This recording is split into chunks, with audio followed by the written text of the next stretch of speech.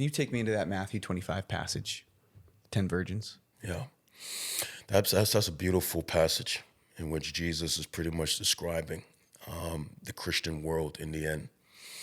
I think the danger in that passage is that it does reveal that there are people right now who feel like they're believers and they're ready, and they're not. And so the Lord tells a parable about 10 virgins. He says 5 were wise and 5 were foolish.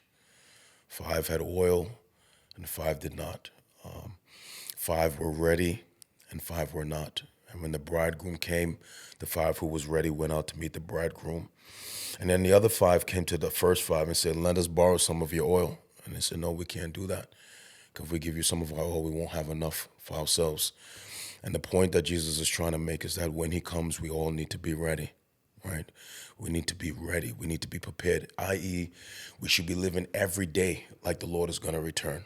We should be living with a sense of urgency. We should be living like he is near. We should not be idle. We should not be thinking we have all this time. And someone would listen to this right now and think that, you and I are over the top, right?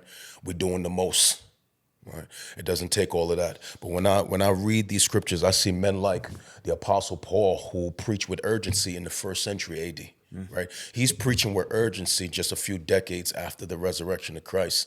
And now we are 2 millennia removed from the resurrection of Christ. Should we not be preaching and teaching and living with a greater urgency that they had in the 1st century when we have less time today than they had? Amen. Right?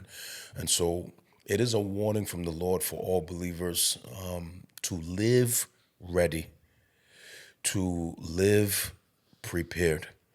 And I think the saddest thing, the person I'm most concerned about is not the atheist. They know they don't believe in God. It's not the agnostic. They know they don't believe in God. It's the person sitting in church every Sunday in Dallas, in Grapevine, in Atlanta. It's people sitting in churches every Sunday who think that they're in right standing with the Lord. God forbid that trumpet blow, right? And then they realize all this time they was not right with God.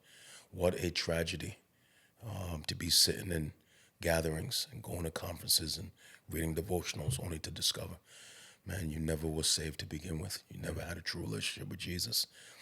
That to me is the greater tragedy than not believing at all.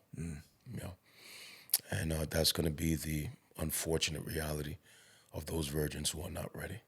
Whew.